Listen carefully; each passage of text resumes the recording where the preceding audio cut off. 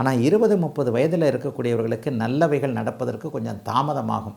ஏன்னா ஜென்மச்சனியின் பூரண ஆதிக்கத்தில் நீங்கள் இருக்கிறீர்கள். ஜென்மச்சனின்றது எல்லா வகையிலையும் கொஞ்சம் மன அழுத்தத்தை கொடுக்கக்கூடியது. அவரவருடைய பிறந்த ஜாதக தசாபுக்திக்கு ஏற்ப எந்த காரகத்துவத்தில் உங்களுக்கு தசை நடந்து கொண்டு இருக்கிறதோ அந்த காரகத்துவ அமைப்புகளில் உங்களுக்கு மன வருத்தங்கள் கண்டிப்பாக இருக்கும். சிலருக்கு விரயங்கள் இருக்கும், செலவுகள் இருக்கும், மன கஷ்டங்கள் இருக்கும். எவ்வளவு தான் வேலை செஞ்சாலும் ரெகக்னேஷன் கிடைக்காது.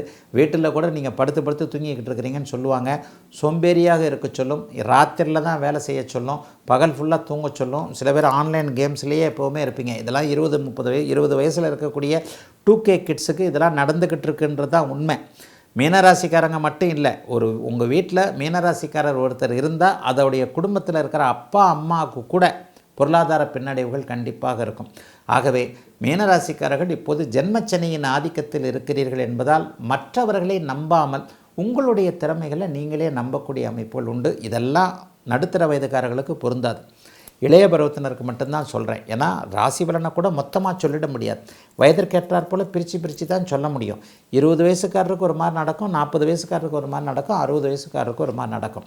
நடுத்தர வயதுக்காரர்களுக்கு சொத்து சேர்க்கை போன்ற அமைப்புகள், வருமானம் உயரக்கூடிய அமைப்புகள், சகோதரர்களால் நன்மைகள் மேன்மைகள் இருக்கக்கூடிய அமைப்பு, கணவன் மனைவி உடல்நிலையை பற்றி கவலைப்பட்டு கொண்டிருந்தவர்களுக்கு அதற்கான ஆறுதல் போன்ற அமைப்புகள்லாம் நடக்கக்கூடிய நல்ல அமைப்புகள் கண்டிப்பாக உண்டு.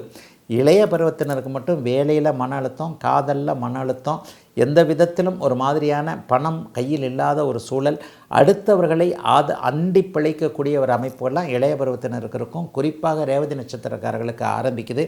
ரேவதி நட்சத்திரக்காரர்கள் அகலக்கால் எதையும் வைக்காமல் பெரியவர்களுடைய பேச்சு, ஆலோசனை போன்றவைகளை கேட்டு நடக்கக்கூடிய மாதமாக அமைஞ்சிருக்குங்க. மே மாதம் மீனராசிக்காரர்கள் இளைய பருவத்தினருக்கு ஒரு மாதிரியாகவும் நடுத்தர வயது தாண்டியவர்களுக்கு லாபகரமாகவும் இருக்கக்கூடிய இந்த மாதம்.